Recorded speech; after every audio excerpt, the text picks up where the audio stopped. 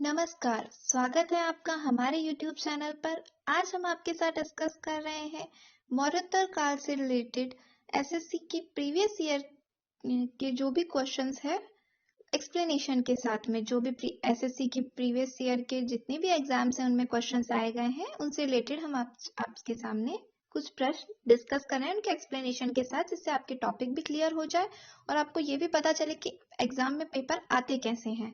ठीक है, चलिए स्टार्ट करते हैं। पहले ऑनलाइन परीक्षा प्रश्न से स्टार्ट करते हैं जो 2016 में पूछे गए हैं। कलहण, मैत्रेयी, कालिदास एवं पाणिनि में से कौन संस्कृत का प्रथम व्याकरणविद था? कौन थे? पाणिनि थे। इनमें सबसे पुराने पूछे गए हैं। संस्कृत के प्रथम व्याकरणविद कौन थे? इन 1 2 3 4 जो ऑप्शन दिए गए हैं इनमें से तो ये पाणिनि आ जाएंगे। ये सबसे पहले जो थे व्याकरणविद थे। अगला है गांधार कला किन दो कलाओं का संयोजन है? तो हिंद और यूनानी, इन दो कलाओं का संयोजन है गांधार कला। ठीक है, आगे है भारतीय कला का वह कौन सा स्कूल है जो ग्रेको रोमन बौद्ध आर्ट के नाम से भी जाना जाता है? तो वो गांधार स्कूल है जो ग्रेको रोमन बौद्ध आर्ट के नाम से भी जाना जाता है। अगला प्रश्न है वासुमित्र, नागार्जुन, चरक तथा पतंजलि में से कौन कनिष्क के राजवैद्य थे? वेरी वेरी इंपॉर्टेंट क्वेश्चन है। ये क्वेश्चन कई एग्जाम्स में एसएससी के देखने के लिए मिला है और आगे भी रिपीट होने की संभावनाएं पूरी हैं। तो कौन थे? चरक ऋषि थे। इनको जो है चिकित्सा का जनक भी कहा जाता है, तो इसलिए इस बात का ध्यान रखना। वेरी वेरी इंपॉर्टेंट क्वेश्चन नहीं है। नेक्स्ट है सातवाहन साम्राज्य के संस्थापक कौन थे? तो कौन थे? सिमुक जो थे वो सातवाहन साम्राज्य के संस्थापक थे। मैच द फॉलोइंग है नेक्स्ट। तो मैच द फॉलोइंग में इसमें एक तरफ मंदिर दिए हुए हैं और ये कहाँ पे स्थित है वो दिए हुए हैं और आपको मैच करने हैं। यहाँ पे डायरेक्ट आंसर दिए गए हैं। इस टाइप का क्वेश्चन आया था जिससे आपको ध्यान में रहे। ठीक है, चलिए पढ़ते हैं। महाकाल मंदिर, जो महाकाल मंदिर है वो महाकालेश्वर मंदिर से रिलेटेड क्वेश्चन है। ये कहाँ पे? उज्जैन में है। और ये उज्जैन कहाँ पे है? प्रेजेंट में एमपी में है। ठीक है, श्रृंगेरी मठ ये कहाँ पर है? चिकमंगलूर जिला जो है वहां पर है। सूर्य मंदिर कहाँ पे है? कोणार्क में है। कहाँ पे है? कोणार्क में है। जैन मंदिर कहाँ है? खजुराहो के जैन मंदिर फेमस है, वर्ल्ड फेमस है ये, तो जैन मंदिर खजुराहो के हैं। ठीक है, जो खजुराहो के मंदिर है वो वैष्णव से भी संबंधित है। इंपॉर्टेंट नोट है, इसे याद रखना। वैष्णव, शैव, शाक्त एवं जैन धर्म से संबंधित है। ये जो मंदिर है इन चारों से संबंधित है। नेक्स्ट है पाणिनि द्वारा रचित पुस्तक का नाम क्या है? जो पाणिनि द्वारा पुस्तक रची गई है उसका नाम क्या है? तो उसका नाम है अष्टाध्यायी। जो अष्टाध्यायी पुस्तक है वो पाणिनि द्वारा रची गई है। नेक्स्ट है, अब ऑफलाइन क्वेश्चन आ रहे हैं जो 2006 से लेकर 2015 तक एसएससी में पूछे गए हैं। मिलिंद पान्हो क्या है? मिलिंद पान्हो जो है वो क्या है? ये पूछा गया है एसएससी संयुक्त स्नातक स्तरीय टायर 1 परीक्षा 2013 का प्रश्न है ये। तो ये क्या है? बौद्ध पाठ है ये। मिलिंद पान्हो एक बौद्ध पाठ या ग्रंथ है जो इंडो ग्रीक शासक मिनेंडर एवं बौद्ध भिक्षु नागसेन के संवाद के रूप में रचित है। ये जो मिनेंडर है और बौद्ध भिक्षु, इन दोनों के बीच में जो वार्तालाप हुई थी उसके ऊपर ये बेस है, बौद्ध पाठ, जिसे हम मिलिंद पाहो कहते हैं। ठीक है, नेक्स्ट है चरक किसके राज चिकित्सक थे? ये क्वेश्चन 2016 में भी पूछा गया है, जैसा कि अभी थोड़ी देर पहले हमने देखा था, और 2009 में भी पूछा गया था। तो चांसेस है ये आगे और भी रिपीट हो। एसएससी डाटा एंट्री ऑपरेटर परीक्षा में पूछा गया है। तो वो किसके थे? अभी हमने पढ़ा कनिष्क के थे, जो चरक ऋषि थे। ऋषि भी थे, इनको ऋषि भी कहते हैं। चरक किसके राज चिकित्सक थे? कनिष्क के थे। तो चरक कनिष्क के राज चिकित्सक थे। इन्हें चिकित्सा का जनक कहा जाता है। ये भी मोस्ट इंपॉर्टेंट बात है, क्वेश्चन पूछा जा सकता है कि चिकित्सा के जनक कौन है या किन्हें कहा जाता है। इन्हें चिकित्सा की प्रत्येक विधा पर समान अधिकार था। इन्होंने चिकित्सा शास्त्रीय ग्रंथ चरक संहिता की भी रचना की। ठीक है, नेक्स्ट क्वेश्चन है कुषाण काल में भारतीय और ग्रीक शैली के मिश्रण से विकसित कला विद्यालय को किस नाम से जाना जाता है?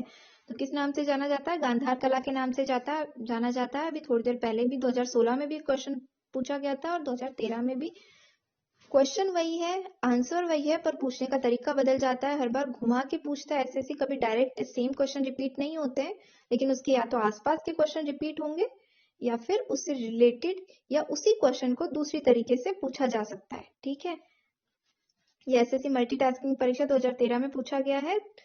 इससे पहले 2016 में पूछा गया था कि गांधार कला किस किस का मिश्रण है, तो भारतीय और ग्रीक शैली का मिश्रण है।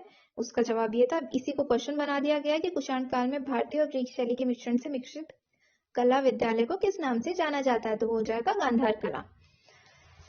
तो ऑप्शन सी इसका करेक्ट है। इसका एक्सप्लेनेशन और पढ़ लेते हैं हम। गांधार कला कुषाण युग में विकसित हुई थी। गांधार कला की विषय वस्तु भारतीय थी, परंतु कला शैली यूनानी और रोमन थी, इसलिए गांधार कला को ग्रीको रोमन, ग्रीको बुद्धिस्ट या हिंदू यूनानी कला भी कहा जाता है। सर्वप्रथम गांधार नामक स्थान पर इसके प्रकट होने के कारण इसे गांधार कला कहा गया। ठीक है, नेक्स्ट क्वेश्चन है, कुषाण वंश के प्रसिद्ध राजा का नाम बताइए। ये भी मोस्ट इंपॉर्टेंट क्वेश्चन है। अभी हमने पढ़ा कुषाण वंश का था ये, गांधार कला भी, और कनिष्क थे जो कुषाण वंश के प्रसिद्ध राजा थे, और इनके जो वैद्य थे, चिकित्सक थे प्रमुख, वो कौन थे? चरक ऋषि थे। ये एसएससी मल्टीटास्किंग परीक्षा 2014 का प्रश्न है। कुषाण वंश का प्रसिद्ध शासक कनिष्क था। इसके राज्यारोहण की तिथि 71 ईस्वी भारत में शक संवत की सूचक है। हाँ, ये इंपॉर्टेंट चीज जो कनिष्क है, उन्होंने शक संवत स्टार्ट किया था। ठीक है, नेक्स्ट है, कनिष्क किस वर्ष में राज्य सिंहासन पर आरूढ़ हुए? अभी अभी हमने पढ़ा था किस में हुए थे, 78 ईस्वी में हुए थे, तो इसका ऑप्शन बी करेक्ट हो जाएगा। कुषाण शासक कनिष्क के राज्यारोहण की सर्वाधिक मान्य तिथि 78 ईस्वी है, इसी से शक संवत का प्रारंभ माना जाता है। तो ये क्वेश्चन भी पूछा जा सकता है कि किस राजा के किस शासक के से शक वंश की शुरुआत, शक संवत की का प्रारंभ माना जाता है, तो वो हो जाएगा कनिष्क। नेक्स्ट क्वेश्चन है, शक संवत किसने और कब शुरू किया? ये पूछ लिया गया क्वेश्चन। देखिए, एसएससी टैक्स असिस्टेंट परीक्षा, क्वेश्चन वही है, टॉपिक भी वही है सेम, और आंसर भी उसी के आसपास है, लगभग आसपास के क्वेश्चन पूछे जाते हैं। तो एक बार एग्जाम देने से पहले, एसएससी का कोई भी एग्जाम हो, इस वीडियो को जरूर देखें, जिससे आपके मार्क्स अच्छे आए और आप सफलता की सीढ़ी चढ़े। ठीक है, आगे बढ़ते हैं। तो अभी अभी हमने पढ़ा था कनिष्क ने किया था और 78 ईस्वी में किया था। एक बार फिर भी इसका एक्सप्लेनेशन देख लेते हैं। वैसे तो अभी हमने पढ़ लिया है। शक संवत का संस्थापक कनिष्क था, जिसके द्वारा इसे 78 ईस्वी में प्रारंभ किया गया था। नेक्स्ट क्वेश्चन है, बौद्ध धर्म का संरक्षक कुषाण शासक कौन था? कौन था? Option D Kanishka. बौद्ध धर्म का संरक्षक कुषाण शासक कौन थे? कनिष्क थे। ये एसएससी संयुक्त हायर सेकेंडरी 10+2 स्तरीय परीक्षा 2015 का प्रश्न है, और इसके देख लेते हैं हम। इसके जो एक्सप्लेनेशन है, व्याख्या की गई है। बौद्ध धर्म का संरक्षक कुषाण शासक कनिष्क था। उसके शासनकाल में कश्मीर के कुंडलवन नामक स्थान पर चतुर्थ बौद्ध संगीति का आयोजन किया गया था। जो फोर्थ बौद्ध संगीति थी, वो किसके शासनकाल में हुई थी? कनिष्क की हुई थी। ठीक है, ये भी याद रखना है, जिसकी अध्यक्षता प्रसिद्ध बौद्ध विद्वान वसुमित्र ने की थी, तथा अश्वघोष इसके उपाध्यक्ष बनाए गए थे। कनिष्क के समय बौद्ध धर्म 2 संप्रदायों में बंट गया, हीनयान और महायान। ये भी आपको याद रखना है कि किसके समय में बटा था बौद्ध धर्म 2 संप्रदायों में, एक तो हीनयान और एक महायान, और ये कनिष्क के शासनकाल में बटे थे। ठीक है, अब ये आते हैं यहाँ पे मैच द फॉलोइंग आती है, आपको मैच करना है। निम्नलिखित साहित्यिक कृतियों का उनके लेखकों के साथ मिलान कीजिए। ये कृतियां हैं और किसने लिखी है, उससे आपको मिलान करना है। तो मैं यहाँ पे आपका टाइम वेस्ट नहीं करूंगी। एसएससी सीपीओ परीक्षा 2012 का प्रश्न है ये, और इसके हम सही देख लेते हैं। ठीक है, कवि राजमार्ग, ये जो साहित्य की रचना है किसने की थी? अमोघ वर्ष ने की थी। आदि पुराण जिनसेन द्वारा रचित है, और जो गणित सारा समग्र है वो महावीराचार्य ने लिखा है। अमोघ वृद्धि जो है वो सकटायन ने लिखा है। किसने लिखा है? सकटायन ने। एक बार फिर से इसे देख लीजिएगा, वेरी वेरी इंपॉर्टेंट है। इनमें से कोई एक भी पूछा जा सकता है और मैच द फॉलोइंग के रूप में भी इन्हें पूछ सकते हैं। नेक्स्ट है, निम्न के जोड़े बनाइए। यहाँ पे एक तरफ संवत दिए गए हैं, आपके ईयर्स दिए गए हैं, कौन कब से शुरू हुआ है उसके अकॉर्डिंग आपको यहाँ पे मैच करना है। ये एसएससी 10+2 की परीक्षा में, संयुक्त स्नातक स्तरीय परीक्षा में 2012 में पूछा गया है ये क्वेश्चन, और इसे हम देख लेते हैं किस तरीके से ये किया गया है।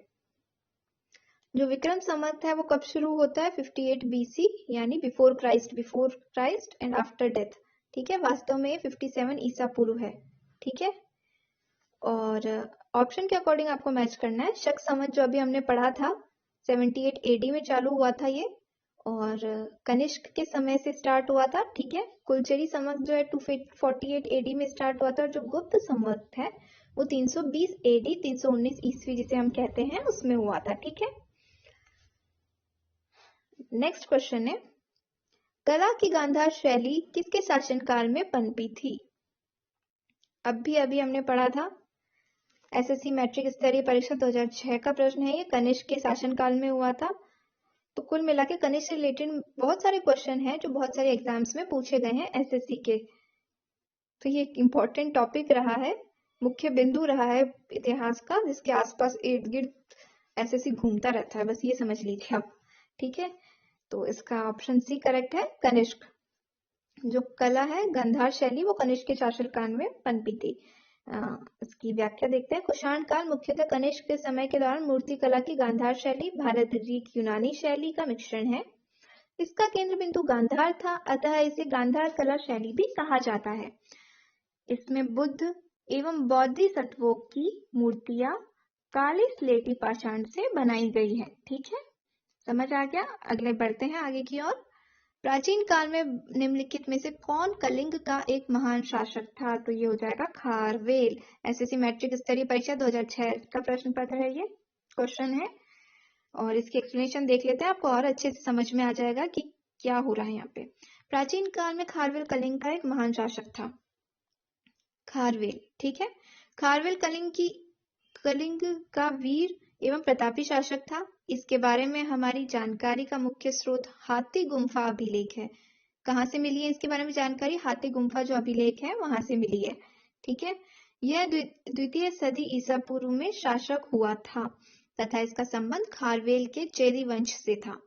इसने अनेक विजय प्राप्त की, जिनमें मगध के शासक बृहस्पति मित्र पर तथा दक्षिण के सातवाहन शासक शतकर्णी पर विजय प्रमुख है। यह जैन तीर्थंकन की मूर्ति को मगध से कलिंग ले जाने में सफल रहा था। कहाँ से? मगध से कलिंग लेके गया था। कौन? खारवेल। ठीक है, इसने कृषि हेतु नहरों का निर्माण करवाया तथा प्राची नदी के दोनों तटों पर महाविजय प्रसाद नामक महल बनवाया। ठीक है, प्राची नदी के तट पर दोनों तटों पर महाविजय प्रसाद नामक महल बनवाया। किसने? खारवेल ने। और ये कहाँ के शासक थे? कलिंग के थे, याद रखना आपको। यह जैन धर्म का अनुयायी था। इसने ऐराम, महाराज, मेघवाहन, कलिंगाधिपति आदि उपाधियां भी धारण की थी। किन किन नामों से जाना जाता है? ऐराम, महाराज, मेघवान, कलिंगाधिपति। ठीक है, तो जो मोस्ट इंपॉर्टेंट इसकी बातें हैं इन्हें याद रखना है, इसमें से भी क्वेश्चन पूछा जा सकता है। राजा खारवेल किस चेदी वंश के महानतम शासक थे? कौन से वंश? कहाँ के थे ये? कलिंग के थे। अभी हमने पढ़ा महान शासक कहाँ के थे? कलिंग के थे। नेक्स्ट है, ये एसएससी संयुक्त हायर सेकेंडरी 10+2 स्तरीय परीक्षा 2013 में पूछा गया प्रश्न है। नेक्स्ट क्वेश्चन पे आते हैं। कलिंग शासक खारवेल ने संरक्षण दिया। किस धर्म को संरक्षण दिया था कलिंग शासक ने? जो खारवेल थे, अभी हमने थोड़ा सा पढ़ा था इनके बारे में, हाथी गुम्फा अभिलेख और ये सब। चलिए इसकी व्याख्या देखते हैं। कलिंग के चेदी वंश का सबसे प्रतापी शासक खारवेल था, जिसका झुकाव जैन धर्म के प्रति था। इसके द्वारा जैन लोगों को ग्राम दान दिए जाने का अभिलेख साक्ष्य हाथी गुम्फा अभिलेख में मिलता है। हाथी गुम्फा जो अभिलेख है वहां पे क्या मिलता है? इन्होंने जैन लोगों को पूरे गांव के गांव दान दिए थे। ठीक है, तो इनका झुकाव किसकी तरफ था? इन्होंने कौन से धर्म को संरक्षण दिया था? वापस पढ़ते हैं, जैन धर्म को। ठीक है, नेक्स्ट क्वेश्चन है, सातवाहन का सबसे बड़ा शासक कौन था? जो सातवाहन है उसका सबसे वंश है ये, उसके सबसे बड़े शासक थे गौतमी पुत्र शातकर्णी। ये एसएससी संयुक्त स्नातक स्तरीय टायर 1 परीक्षा 2014 का प्रश्न है। इसका एक्सप्लेनेशन देख लेते हैं। गौतमी पुत्र शातकर्णी सातवाहन वंश का सर्वश्रेष्ठ शासक था। इसकी माता गौतमी बलश्री की नासिक प्रशस्ति तथा पुलुमावी के नासिक गुहालेख से इसकी सैनिक सफलताओं के विषय में सूचना मिलती है।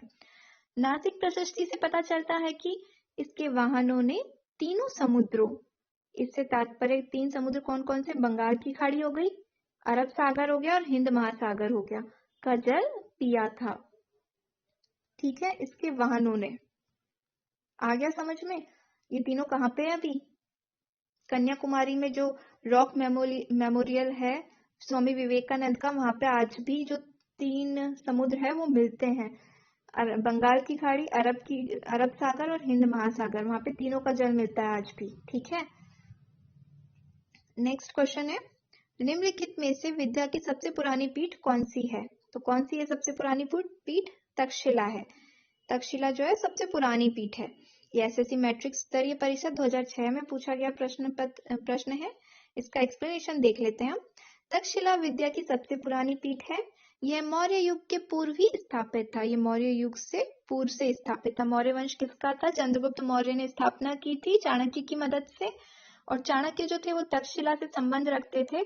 तो जो मौर्य वंश स्थापित नहीं हुआ था ये उससे भी पहले का है। ठीक है, नालंदा एवं उज्जैन गुप्तकालीन, जबकि नालंदा एवं उज्जैन गुप्तकालीन है। ठीक है, नालंदा और उज्जैन का वह गुप्तकालीन है, जबकि विक्रमशिला पाल युगीन विद्या केंद्र थे। नगरी अत्यंत प्राचीन काल में गांधार जनपद की राजधानी थी। यह आधुनिक रावलपिंडी से 20 मील पश्चिम की ओर सिंध तथा झेलम नदियों के बीच स्थित है। रामायण की परंपरा के अनुसार भरत के पुत्र तक्ष ने इसे बसाया था।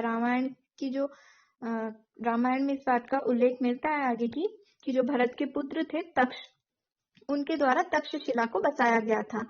जन्मेजय का नाग यज्ञ यहीं पर हुआ था। इसका सबसे अधिक ख्याति शैक्षणिक क्षेत्र में मानी जाती है। इसकी सबसे अधिक ख्याति शैक्षणिक क्षेत्र में मानी जाती है।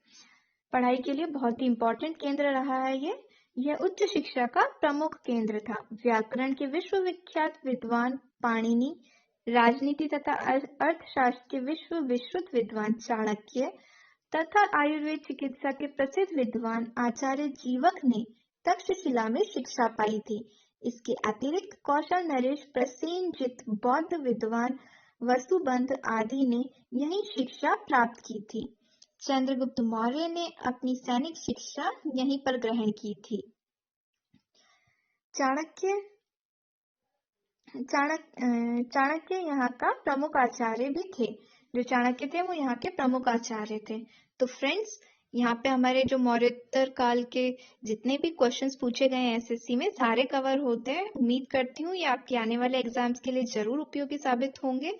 और प्लीज मेरा चैनल लाइक एंड सब्सक्राइब करना ना भूलें। और अगर कोई डाउट हो इसमें जो मैंने आपको पढ़ाया तो इससे रिलेटेड आप क्वेश्चन कमेंट में लिख सकते हैं। Thank you so much.